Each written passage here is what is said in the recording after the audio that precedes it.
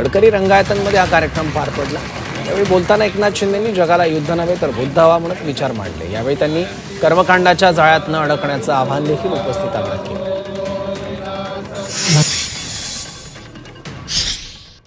जगाला युद्ध नव्हे तर बुद्ध दिला तर त्या संस्कृतीचं रक्षण हे सुद्धा कर्तव्यच ठरतं। आणि म्हणून तथागतांनी म्हटलं होतं, अत दीपो भव, स्वतःचा प्रकाश स्वतः व्हा। आणि म्हणून आपण बुद्धाला केवळ मूर्तीत न शोधता त्यांच्या विचारात शोधलं पाहिजे। कर्मकांडाच्या जाळ्यात अडकण्यापेक्षा आचरणामध्ये शुद्धता आणणं हाच खरा धर्म आहे, धम्म। साहेबांनी आपल्याला केवळ संविधान दिलं नाही तर या मातीला बुद्धांचा धम्म पुन्हा मिळवून दिला। आणि बाबासाहेबांमुळेच माझ्यासारखा एक सर्वसामान्य कार्यकर्ता या राज्याचा मुख्यमंत्री होऊ शकला।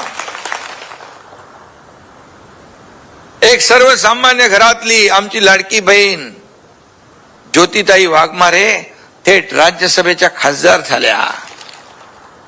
आमची इथं बसलेली दुसरी बहीण शर्मिलाताई हे ठाण्याचं महापौर पद त्यांना मिळालं।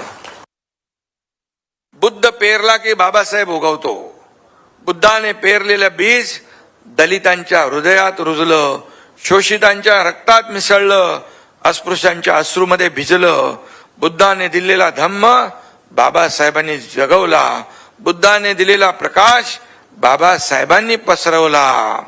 आणि ज्या धम्माने जगाला शांतता दिली त्याच धम्माने बाबासाहेबांनी दलितांना मुक्ती दिली।